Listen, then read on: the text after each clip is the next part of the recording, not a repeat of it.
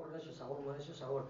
Pagtingin niya na parang titignan niya yung sinulid na manipis, na mahaba, yung maitim, titingnan niya sa maputi.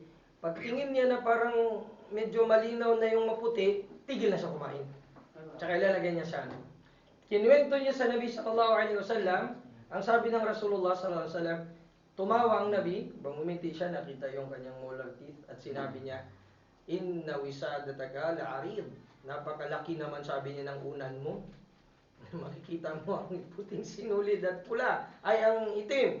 Pero ang malinaw nasa aya mismo sa 187 ng Bakara, na ang paliwanag doon o ang minamaksud doon ni Allah ay ang murad doon o ang maksud ay walang iba kundi ang Fajar. Ang puting sinulid sa itim na sinulid ng Fajar.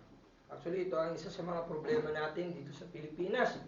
Parati tayong naka-i'timad sa kalendaryo.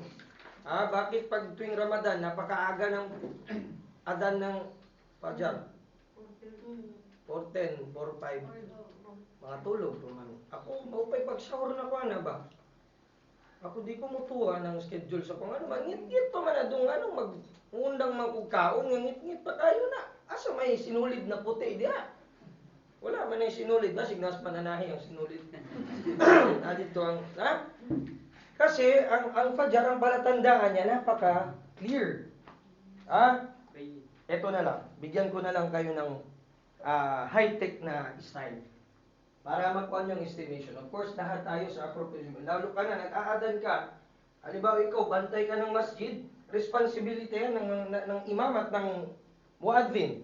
Sabi ng Nabi Muhammad sallallahu alaihi wasallam sa rawayan Mamutabarani at sinahin ni Sheikh Al-Albani, ay nasa ni Sheikh Al-Albani, sabi niya,